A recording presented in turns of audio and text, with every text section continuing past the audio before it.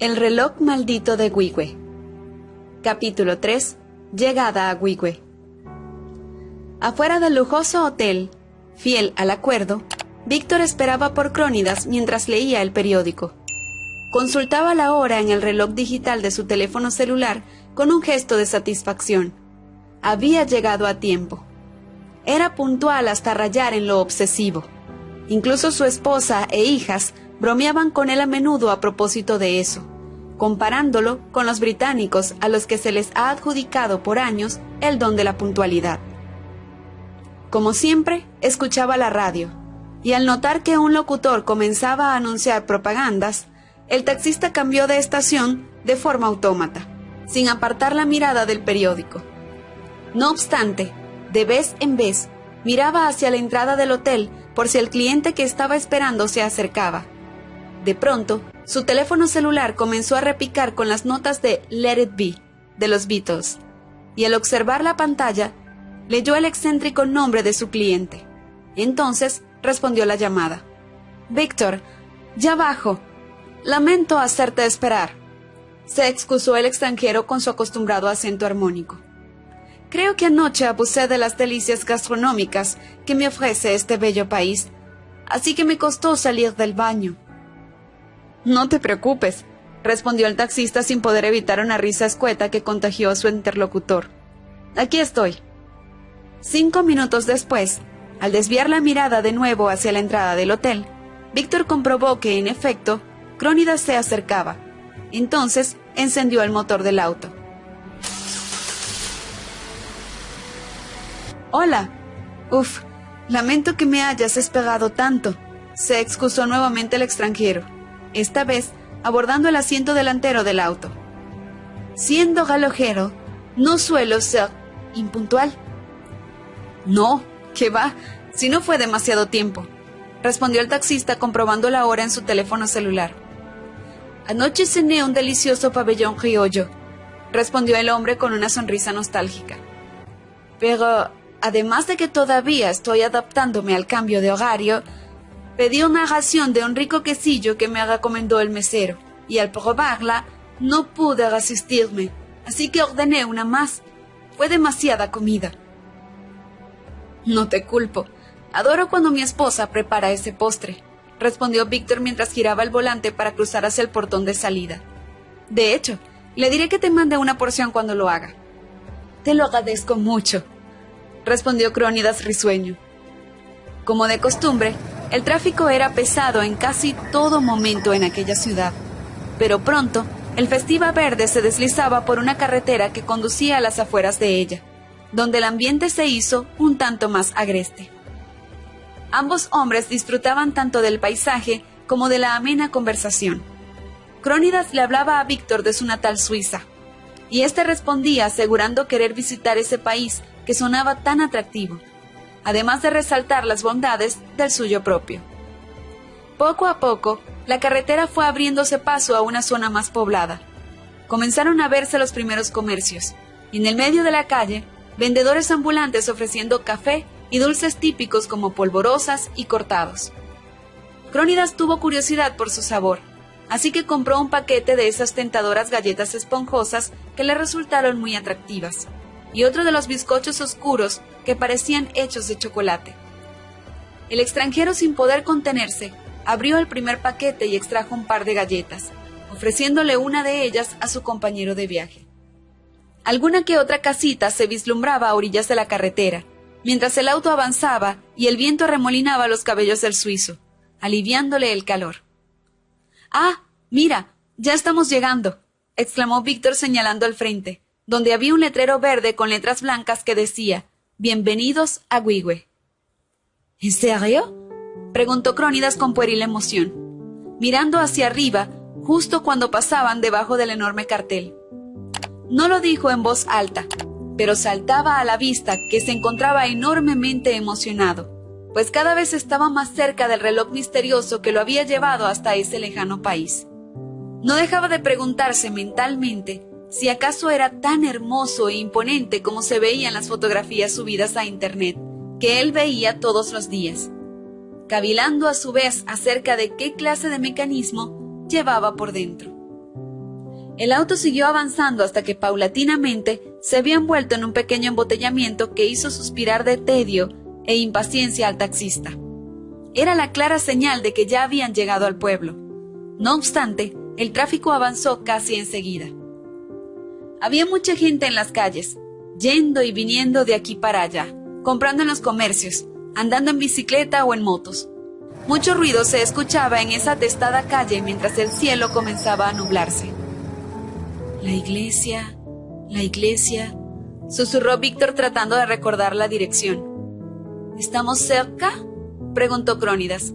Sí, lo estamos, solo que no recuerdo exactamente dónde está la iglesia, pero ya la encontraremos. El auto siguió avanzando por la calle, conforme el taxista seguía su instinto, pero al ver a un jovencito vestido con uniforme del colegio, no dudó en preguntarle. ¡Chamo!, lo llamó el taxista haciendo señas con la mano. ¿No sabes dónde me queda la iglesia Nuestra Señora del Rosario? La que está frente a la Plaza Ávila. Sí, vale, esa queda ahí mismito, respondió el adolescente señalando el horizonte. Crónidas prestaba mucha atención. Siga derecho, y cuando llegue al final, cruza a mano derecha. Ahí mismito está la iglesia. Ok, gracias, hijo, respondió el taxista, que siguió el camino, y asimismo las instrucciones. En efecto, después de cruzar donde le habían indicado, ambos hombres, Víctor y Crónidas, pudieron observar el alto campanario de la iglesia, pero lo que llamó la atención del extranjero fue la silueta lejana y atrayente de lo que había robado su sueño en los últimos meses, el famoso reloj. Allí estaba, llamándolo en la lejanía. Faltaba tan poco. Sí, allá está, dijo el taxista con satisfacción. Continuaron la marcha conforme la ansiedad crecía en Crónidas, que no hacía más que mirar el reloj, cada vez más cercano, notando que incluso ya podía ir distinguiendo la veleta que imperaba sobre el artefacto. Era tanta su impaciencia, que a pesar de todo, sentía que aquel objeto se alejaba más de él mientras seguían el camino. Bien, ya estamos aquí. Este es el famoso reloj de Wigwe, anunció Víctor mientras se estacionaba frente a la plaza, mirando hacia la casa parroquial que estaba junto a la iglesia. No puedo creerlo, musitó Crónidas en su idioma natal. Víctor se extrañó, no solo por el hecho de que no hubiese hablado en español, como correspondía, sino por el extraño brillo que percibió en la mirada del hombre, que no le apartaba la mirada de encima al objeto. Los movimientos del hombre suizo eran prácticamente autómatas. Abrió la puerta del auto y salió abruptamente. De hecho, Víctor tuvo que advertirle del peligro cuando una moto casi lo atropella al cruzar la calle. ¡Cuidado! Crónidas se sobresaltó y se dio cuenta del peligro. El motorizado se alejó indignado y asustado también, pero el incidente de pronto quedó relegado a un segundo plano, al tiempo que el relojero se acercaba a su objetivo. «Vaya, ya estoy aquí», dijo esta vez en español. Crónidas miró el reloj de hito en hito mientras sonreía, admirando cada detalle: la columna, el barómetro, el termómetro, las agujas, la veleta y la placa atornillada en el medio de la columna. Hacienda El Trompillo, General J.B. Gómez. Víctor observaba el aparato también, pero no con tanta fascinación como su compañero, que caminaba alrededor para observar todos los ángulos. Por la parte de atrás tenía otra inscripción: El Trompillo, altura sobre el nivel del mar, 472 metros, distancia a Maracay, 58 kilómetros. Notó que el reloj tenía 4 caras, y en una de ellas observó la polémica hora que, según los diversos relatos que había leído, denotaba la definitiva en la que Juan Lorenzo, el último relojero que lo puso en marcha, murió, las 3:01. No sabía por qué, pero esa hora se quedaría grabada en el subconsciente de Crónidas para siempre. ¿Te atreverías a arreglarlo?, preguntó Víctor con una risa burlona, sacándolo de su ensimismamiento. Crónidas se encogió de hombros. ¿Por qué no?, respondió. No creo en maldiciones. Ni yo tampoco, pero ya van varios relojeros que han muerto en el intento. Bueno, aunque eso tal vez no pasa de ser un mero cuento de camino, añadió Víctor luego con una expresión de desdén. Víctor observó el reloj. Le parecía hermoso, sí, incluso regio e imponente, pero no lograba entender por qué a Crónidas le llamaba tanto la atención. ¿A quién en su sano juicio se le ocurriría llegar hasta el otro lado del mundo solo para reparar un viejo reloj? Todo eso de la maldición tal vez no era más que un truco para tratar de atraer turistas a ese pueblo. Me gustaría conocer más de su historia. Quiero investigar sobre él. Oh sí, desde luego, se alegró Crónidas, aunque por otro lado no quería apartarse del reloj. Al llegar a la alcaldía, una secretaria les habló del cronista Manuel López Portillo, un profesor de historia que dictaba la cátedra en la Universidad de Carabobo. Hombre culto, vecino de toda la vida del lugar. Según la mujer, ese hombre poseía, además de un gran conocimiento y un sinnúmero de anécdotas, varios documentos y fotografías que constataban todas sus historias. Era preciso encontrar al profesor. Víctor preguntó su dirección y la mujer les explicó con amabilidad dónde estaba su residencia. No fue difícil hallar la vivienda. La misma estaba frente a la Plaza Ávila, en el lado contrario a la iglesia. Era una casa hermosa, con un bello jardín adornado con tortugas de madera y sapos verdes de porcelana. Tocaron a su puerta, y a la postre los recibió la esposa del profesor, una mujer septuagenaria, de rostro afable que, una vez que los hombres se presentaron y expusieron el motivo de la visita, los recibió con calidez. Era común para ella y su marido recibir visitas como esas. Todo el mundo quería saber más sobre el reloj, sobre su historia y la historia del pueblo. Mi marido no está en la casa, pero está por ahí cerca. No debe tardar.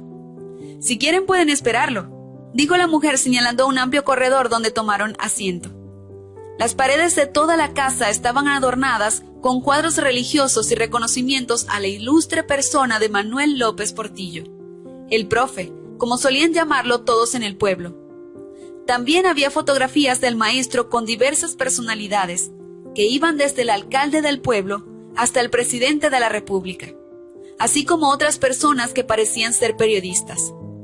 El rostro de aquel hombre brindaba confianza, al igual que el de su esposa, que no tardó en aparecer de nuevo en el corredor con un par de tazas de café con leche y sendos cuencos llenos con dulce de lechosa.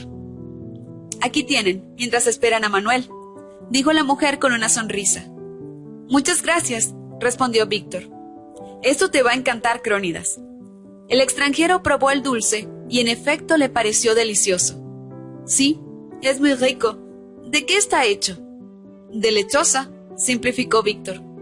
¿Lechosa?, repitió Crónidas, todavía sin comprender cuál era aquel excéntrico ingrediente. También se le conoce como papaya, respondió la mujer al notar que el hombre era extranjero. Ah, ya comprendo. Es usted una excelente cocinera.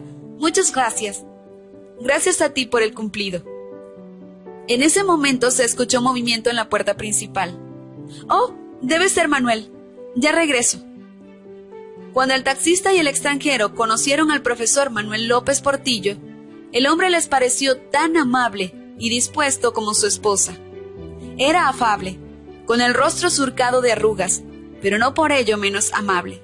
Su dicción demostraba su afición por la lectura y los múltiples títulos y diplomas que adornaban las paredes de su hogar. Crónidas se presentó, revelando de dónde venía y cuál era la intención de su visita. Como todos, solo buscaba información, misma que para él sería muy valiosa.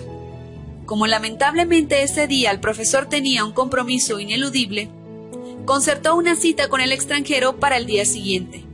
Entonces le contaría la historia del reloj y asimismo le mostraría fotografías que podrían resultarle interesantes.